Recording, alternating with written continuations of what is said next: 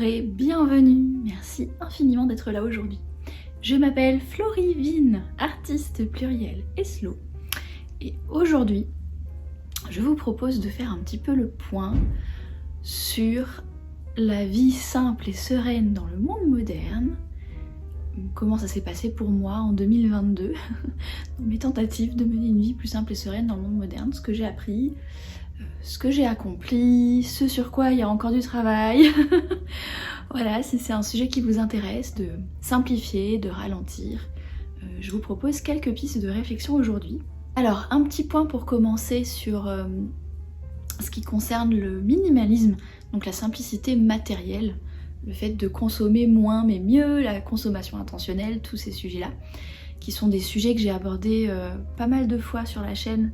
J'ai notamment fait une série de vidéos en 2020, je crois, autour de l'opération porte-monnaie zippée, c'est-à-dire le fait de consciemment moins consommer, et où je vous parlais des différentes choses que j'ai apprises suite à cette expérience-là que j'ai conduite en 2020. Donc si c'est un sujet qui vous intéresse, il y a déjà pas mal de contenu sur la chaîne à ce propos.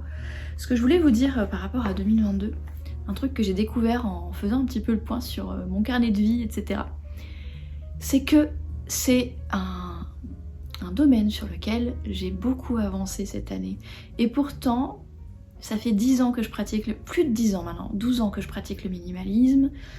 J'ai commencé ma vie plus simple et sereine dans le monde moderne par le minimalisme matériel. Ça a été mon point d'entrée dans toute cette réflexion-là. J'avais commencé par ma garde-robe, je me rappelle à l'époque. Et j'ai fait beaucoup d'opérations porte-monnaie zippée, de tests de zéro shopping, de choses comme ça. Parce que justement, je voulais consommer de manière plus intentionnelle et je ne voulais plus en fait me retrouver à distraire mes émotions ou à me réconforter, etc. via des achats matériels. Et que j'avais cette tentation d'un côté d'acheter des choses et une sorte de volonté de lutter contre cette tentation et de moins consommer.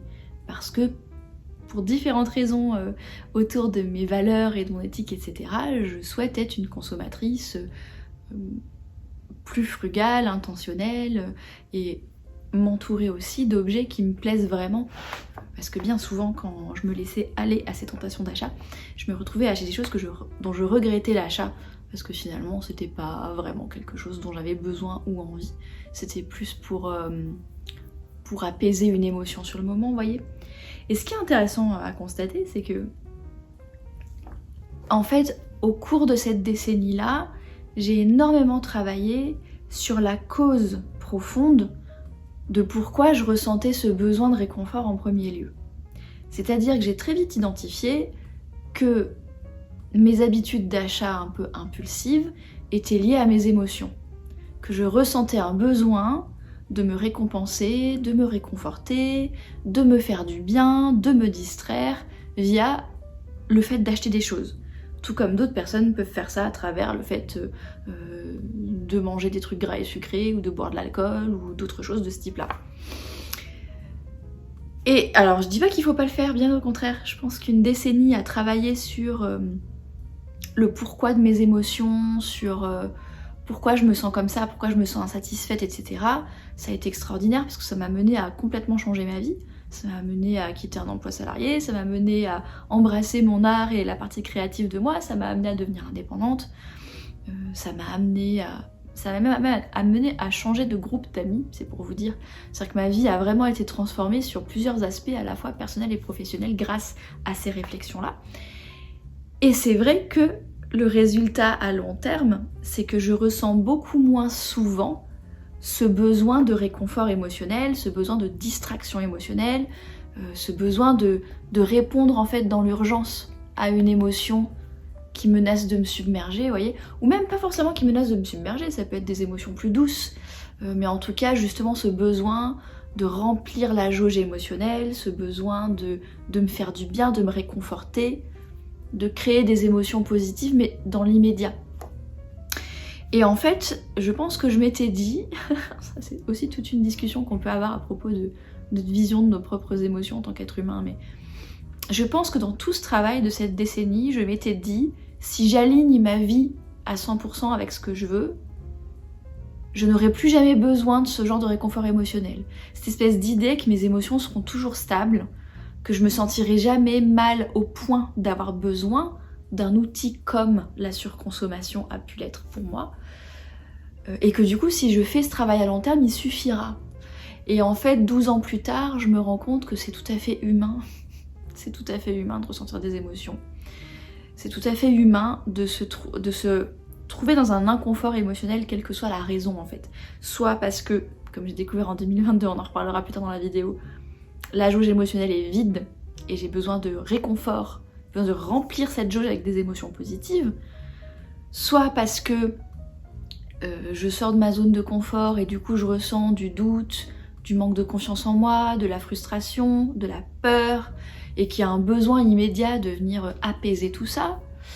Soit parce que tout simplement on vit des périodes difficiles, on peut recevoir des mauvaises nouvelles, il peut y avoir des accidents de la vie plus ou moins graves qui font qu'on se sent triste, qu'on se sent en colère, qu'on se sent frustré, et d'autres émotions de ce type-là. Et en fait j'ai pris conscience cette année que quelle que soit la profondeur du travail que je fais pour aligner ma vie avec ce que je veux, c'est impossible de se sentir toujours bien émotionnellement. C'est humain d'avoir parfois besoin de ce réconfort émotionnel immédiat qui par le passé m'a été apporté à travers le fait de m'offrir des beaux objets.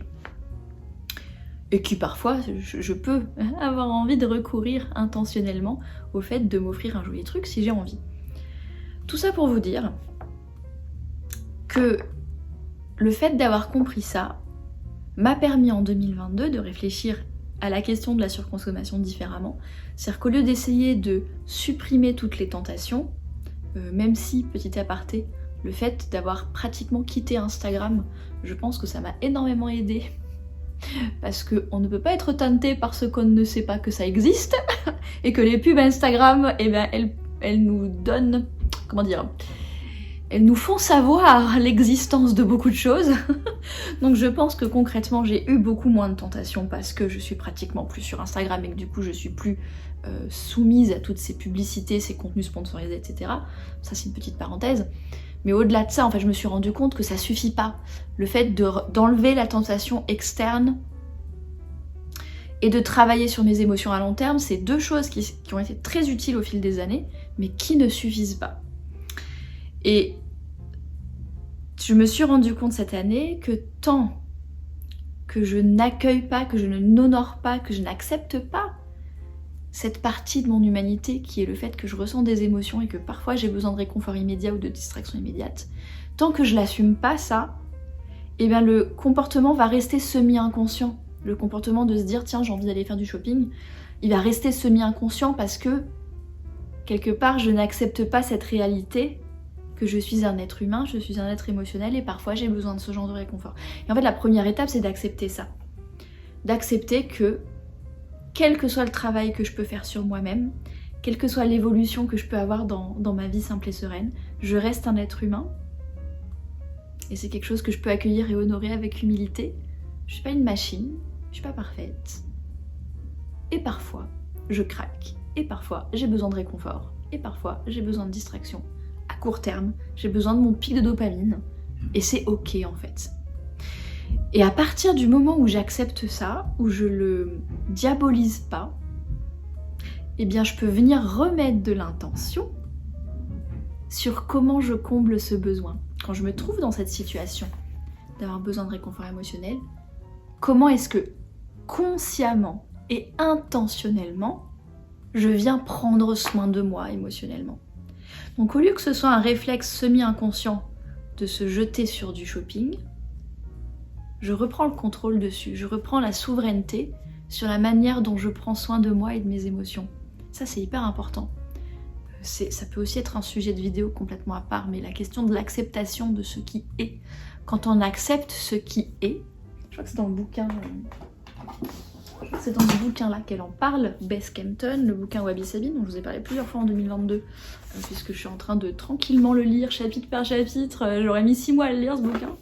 Mais elle en parle de l'acceptation de ce qui est dans un chapitre qui s'appelle Accepter et lâcher prise. Et elle parle du fait que accepter, ce n'est pas se résigner et ce n'est pas capituler. accepter, ça veut dire regarder la réalité en face en fait. Et regarder la réalité en face, ça veut dire qu'on voit la situation avec clarté, et à partir du moment où on voit la situation avec clarté, on peut venir réfléchir à comment on y réagit, à quelle solution on apporte. Que tant qu'on est dans le déni qu'il se passe quelque chose, par exemple tant que je suis dans le déni que parfois je suis instable émotionnellement et que j'ai besoin de réconfort immédiat, je vais pas chercher de solution pour régler ce problème, puisque je suis dans le déni qu'il existe. Et que je reste persuadée que si je continue à aligner ma vie sur le long terme, un jour je ressentirai plus ce besoin-là, alors que c'est humain, je le ressentirai toujours en réalité. Donc première étape, l'acceptation. Et du coup, deuxième étape, quel genre de kit de survie émotionnelle, quelque part, je me construis à l'avance quand je suis dans un bon état émotionnel, de manière à avoir des ressources dans lesquelles puiser au moment où je vis ces émotions-là et que j'ai besoin de me réconforter. Vous voyez ? Ça veut pas dire que j'arrête de travailler à long terme sur le fait d'avoir le moins possible besoin de ce réconfort-là. C'est-à-dire qu'aujourd'hui, mine de rien, 12 ans plus tard, je pense que j'ai beaucoup moins souvent besoin d'avoir recours à ce genre d'apaisement émotionnel grâce au fait que ça fait 12 ans que je travaille à long terme sur les raisons profondes de ces émotions-là en premier lieu. Donc bien sûr que c'est quand même un travail à faire, ce travail sur le long terme, mais le travail sur le long terme, il n'empêchera pas d'avoir besoin d'un réconfort immédiat.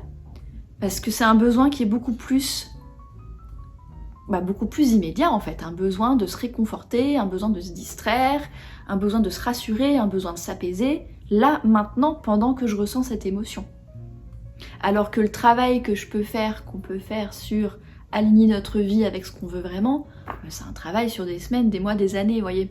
Ça a un impact positif, mais pas forcément là, ce soir, quand je vais pas bien. Ça a un impact positif sur le mois prochain, dans 6 mois, dans 2 ans, quand les décisions de vie que je prends m'alignent petit à petit avec la vie que j'ai envie de mener, vous voyez ce que je veux dire. Tout ça pour vous dire que la conséquence de ça, c'est que j'ai pu expérimenter en 2022 d'autres manières de répondre à ce besoin-là. Justement parce que j'étais très épuisée, on va y venir, c'est la deuxième partie de la vidéo, j'étais très épuisée, ma jauge émotionnelle était vide, j'avais vraiment ce besoin de réconfort, d'apaisement qui était très très fort cet été. Et du coup, j'ai trouvé d'autres solutions parce que je me suis penchée proactivement sur la question. Donc là, ça dépend de votre personnalité, du type d'émotion que vous avez besoin d'apaiser, de votre style de vie, de vos préférences, c'est très très personnel ce que va contenir votre kit de survie émotionnelle. Et c'est une exploration à faire pour soi en fait, des choses à tester, à expérimenter, jusqu'à ce que vous trouviez ce qui vous convient à vous. Et ce que j'ai découvert en 2022, qui me convient à moi, c'est déjà de consciemment prendre le temps de le faire. C'est-à-dire qu'au lieu de plus avoir l'énergie d'avancer, de prendre une pause par exemple de manière forcée parce que je peux plus, et du coup ça me fait culpabiliser, là je le fais intentionnellement. Et du coup dans mon kit de survie émotionnelle, il y a le fait de me dire ok, cet après-midi je travaille pas. Là je suis pas en état émotionnel, ça marche pas, j'y arrive pas. Donc au lieu d'essayer de me forcer à travailler et du coup de pas être productive et de culpabiliser de pas pouvoir travailler, je le fais consciemment. On en revient à cette notion d'intention plutôt que de le subir de manière semi-inconsciente parce que le besoin finit par s'imposer à nous, qu'on atteint nos limites en fait finalement d'être humain. Donc ça a été une manière de faire, de me dire ok cet après-midi, alors j'ai conscience que c'est un privilège du fait que je suis indépendante, et puis je le paye autrement, puisque l'après-midi de travail, je la récupère à d'autres moments, ça peut être le soir, le matin tôt, ça peut être dans le week-end, etc. C'est pour ça que je dis que ça dépend vraiment de votre situation personnelle, de quelle manière, ce que vous pouvez mettre dans ce kit de survie émotionnelle et de quelle manière. Mais ça peut être ça peut être ce soir je me prends un bon bain chaud, je me prends 2 heures, je prends mon bain, je lis un bon bouquin, je regarde une vidéo YouTube ou je regarde une série. Je sais qu'un autre truc qui m'aide beaucoup, c'est de revenir sur des sortes de Madeleine de Proust culturelles. Revoir des films réconfortants préférés comme The Man from U.N.C.L.E. par exemple, qui est un de mes films réconfortants préférés, À couteau tiré, qui est un de mes films réconfortants préférés. Il y a des films comme ça qu'on peut retrouver que j'adore. Ou alors des jeux vidéo. Je sais que ça va être des moments où je vais rejouer pour la 50e fois à Final Fantasy VII ou à la trilogie Mass Effect par exemple. Un peu des des doudous sur lesquels on revient. Autre chose que j'ai découvert pour moi-même en 2022 en affinant mes goûts littéraires, c'est que je me suis rendu compte que ça fonctionne très bien de lire une petite romance paranormale qui s'adresse à un public adulte, donc avec des personnages matures, etc. Ça crée une légèreté en fait, ça fonctionne de manière très très très efficace pour apaiser mes émotions, et je pense que c'est une des raisons pour lesquelles j'ai du coup beaucoup moins surconsommé en 2022, parce que du coup, pour reboucler et conclure cette partie-là, cette année a été une année où j'ai beaucoup moins consommé que d'habitude, et ce que j'ai consommé, je l'ai consommé de manière beaucoup plus intentionnelle. Je commence enfin à vraiment me rapprocher du genre de consommatrice que j'ai envie d'être dans ma vie simple et sereine, et je pense que le fait d'avoir trouvé quoi d'autre mettre dans mon kit de survie émotionnelle m'a beaucoup aidé à ne plus avoir envie d'acheter en fait. C'est que mes émotions, j'ai appris à les apaiser autrement, mais par des moyens qui sont pas autant délétères à long terme, parce que acheter des trucs dont j'ai pas besoin, dépenser mon argent, bah, ça a des conséquences négatives à long terme. Me lire une bonne petite romance un petit peu explicite avec un beau garçon,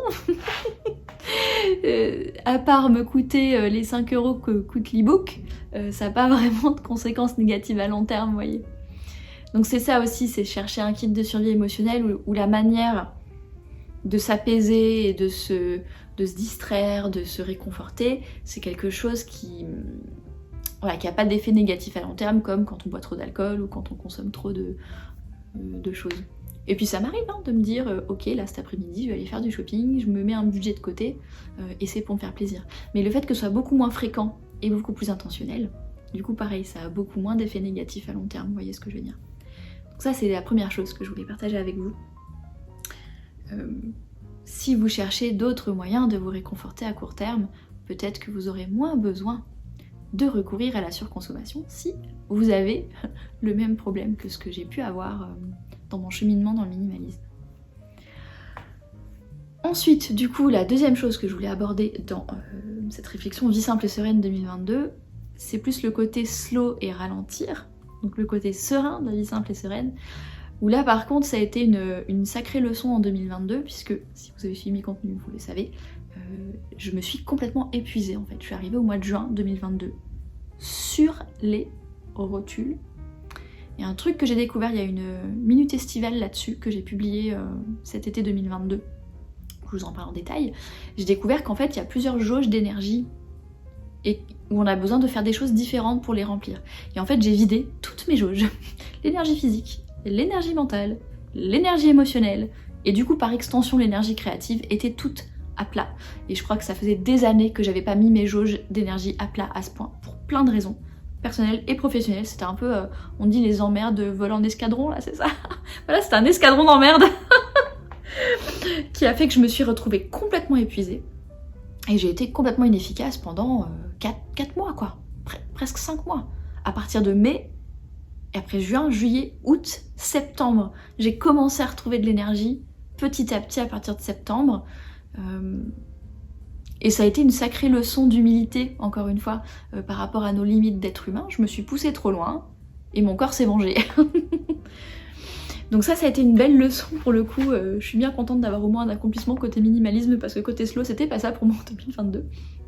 Et en fait, ça m'a remis à ma conscience, parce que c'est pas une nouveauté depuis le temps que je m'intéresse au slow, je suis déjà au courant intellectuellement, mais ça a été une prise de conscience, on va dire, concrète et d'expérience de ce qui se passe quand on s'écoute pas en fait en tant qu'être organique, quand on n'écoute pas nos rythmes, quand on n'écoute pas nos besoins, quand on n'écoute pas nos cycles, quand on n'écoute pas nos niveaux d'énergie. Et du coup j'ai vraiment remis en focus principal d'importance le fait d'écouter et d'honorer mes énergies, mes besoins et mes rythmes. Et c'est pour ça qu'à partir de la rentrée 2022, j'en ai beaucoup parlé en podcast. Si vous avez envie d'en savoir un peu plus, je vous invite à aller voir les bulles nomades sur votre application de podcast préférée. Parce que du coup, je sors un podcast par mois, et dans les podcasts de septembre, octobre, novembre et décembre, j'ai vraiment parlé de tout ça. Donc de comment j'ai ralenti, comment je me suis mis en place un système d'organisation plus serein, plus savoureux, et comment j'ai voulu en fait porter davantage d'attention sur mes rythmes et mes énergies pour les écouter et pour anticiper. En gros, l'idée, c'est de ne pas attendre d'être épuisé pour faire quelque chose. Pour vous donner une métaphore avec la voiture, c'est de ne pas attendre de tomber en panne d'essence pour aller à la pompe remplir le réservoir d'essence, vous voyez. Là, c'est comme si cet été, j'étais tombée en panne au milieu de la route et que j'avais été obligée d'appeler un dépanneur et que ça prend du temps, ça coûte de l'argent, ça met vachement de temps à se remettre en place. Alors que si, 2 mois avant, j'étais simplement allée à la pompe à essence pour remplir le réservoir, j'aurais pas eu de problème, vous voyez. Donc là, c'est un petit peu ça a été un petit peu mon objectif de slow de ces 4 derniers mois, d'expérimenter autour du fait d'écouter mes énergies, de travailler sur ma culpabilité, de travailler moins en fait, de me dire c'est ok de moins travailler, je suis en train de récupérer d'un épuisement profond. Du coup, je mets moins de choses sur mon plat, je priorise davantage, je fais des journées plus courtes, je fais ce que je peux en fait. On en revient au fait que j'ai le privilège d'être indépendante et que du coup j'ai pu choisir les projets qui sont personnels où je dépends pas d'autres personnes, j'ai pu choisir de décaler et d'étaler. C'est pour ça d'ailleurs que notamment la maison d'édition qui a fait Aux Étoiles, la collection littéraire est toujours pas sortie alors que je voulais la sortir en 2022, parce que du coup j'ai décidé de la décaler et d'aller à mon rythme. Et c'est une décision qui est pas évidente même en ayant la liberté de le faire, parce que ça peut créer beaucoup de culpabilité en fait, de se dire ah non je devrais être en train de travailler, je devrais être ci, je devrais être ça.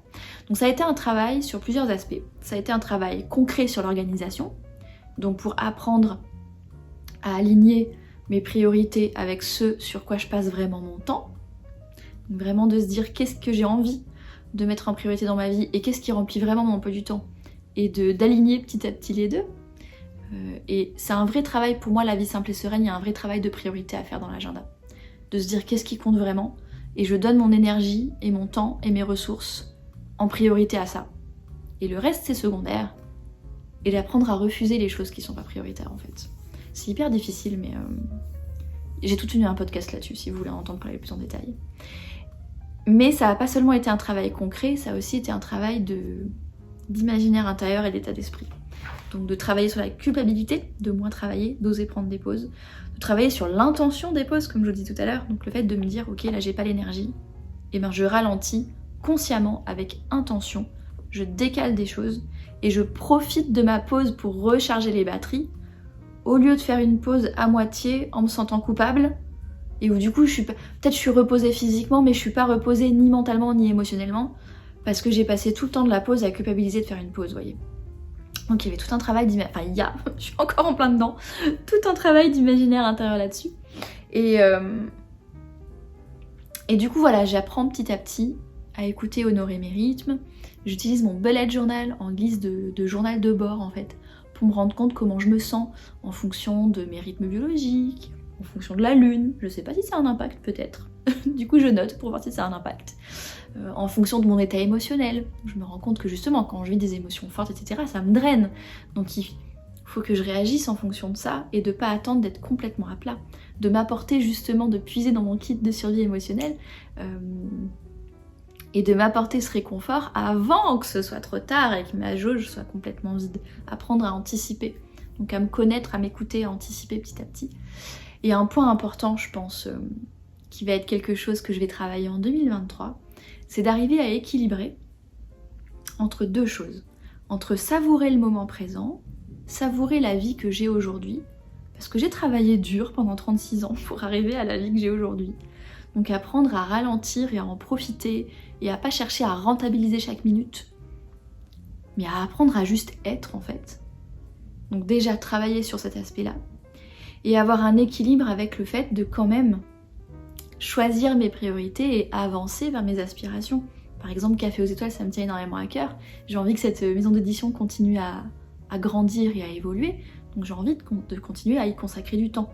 Le fait de ralentir et de savourer, ça veut pas dire que j'ai envie de mettre les freins sur tout et de plus rien foutre. C'est pas ça l'idée.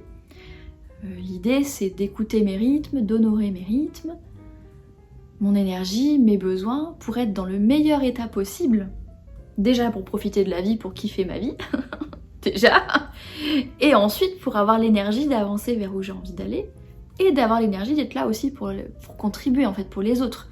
Que ce soit en termes d'être là pour mes proches d'un point de vue personnel, ou en termes de ce que je vous apporte, la manière dont je contribue en tant qu'artiste, avec Café aux étoiles, avec les contenus comme cette chaîne YouTube, avec mon art, etc. etc. On peut pas... C'est assez cliché, mais on peut pas donner de l'eau aux autres si notre seau d'eau il est vide. On peut pas arroser les plantes si l'arrosoir il est vide, vous voyez. Donc du coup ça va être un petit peu ça pour moi en 2023 côté vie sereine. Ça va être ce côté comment est-ce que j'équilibre finalement mon énergie, comment est-ce que j'honore mon énergie et comment est-ce que j'équilibre entre ce besoin d'aller de l'avant et d'aller vers mes aspirations et le fait de savourer et de profiter de la vie. Je pense que c'est un équilibre très intéressant à réfléchir. Je sais que dans ma personnalité, j'ai besoin de prêter davantage attention au fait de savourer et de revenir au présent. D'autres personnes, selon leur personnalité, auront peut-être au contraire besoin de réfléchir à comment se motiver, à aller un petit peu de l'avant, à aller vers les projets. Vous voyez, on n'est pas tous et toutes à la même enseigne en fonction de notre personnalité, de là où on est dans notre vie. Vers quoi penche la balance pour restaurer l'équilibre, vous voyez. Voilà ce que j'avais envie de vous dire aujourd'hui à propos d'une vie simple et sereine dans le monde moderne. J'espère que cette vidéo vous a été utile, vous a apporté des pistes de réflexion pour votre propre vie dans les semaines et les mois à venir. Je ne manquerai pas de continuer à vous parler de tout ça dans mes différents contenus. Je vous invite vraiment à découvrir, là c'est une vidéo un petit peu longue, blabla, mais en général ce genre de discussion un petit peu longue, je préfère les faire en podcast, parce que le format audio s'y prête mieux, il pèse moins lourd pour l'écologie, vous voyez. Donc n'hésitez pas, si ce genre de réflexion vous intéresse et vous écoutez des podcasts, à aller découvrir les Bulles Nomades, le podcast créatif et slow, qui est disponible sur mon site floritaylor.com ou sur la majorité des applications de podcasts. En attendant, je vous remercie d'avoir vu cette vidéo jusqu'au bout, je vous souhaite une belle journée, une excellente soirée, et à la prochaine.